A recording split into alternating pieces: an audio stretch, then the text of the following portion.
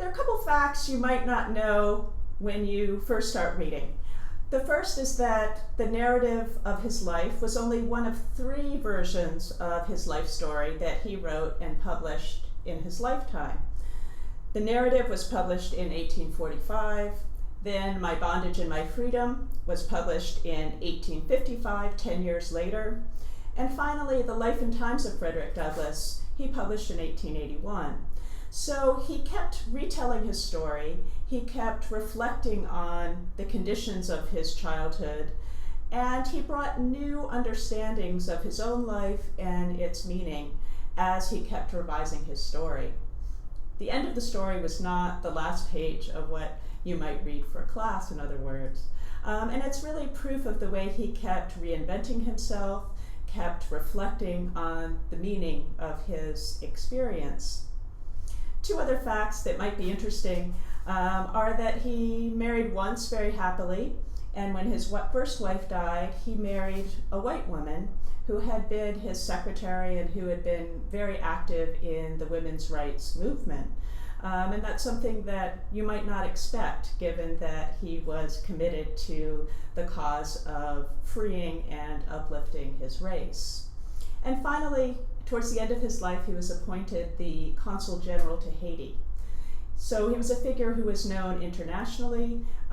He was very highly respected, and he came to represent the United States in Haiti based on all of the fighting that he had been doing for human rights in the United States.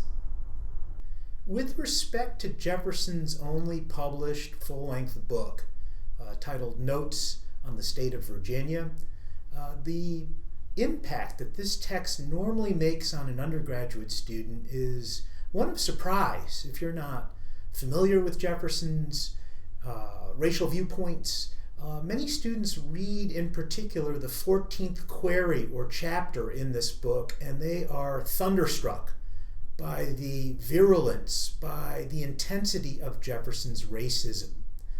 As a historian, I think it's important to try to put this into context.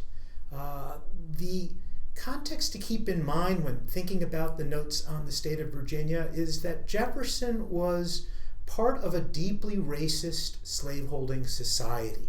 So on that level, it's not at all surprising that he would have operated from an assumption of African inferiority. What is surprising, what is disturbing and significant, is the extent to which Jefferson is employing scientific categories in this 14th query to make the case for African inferiority.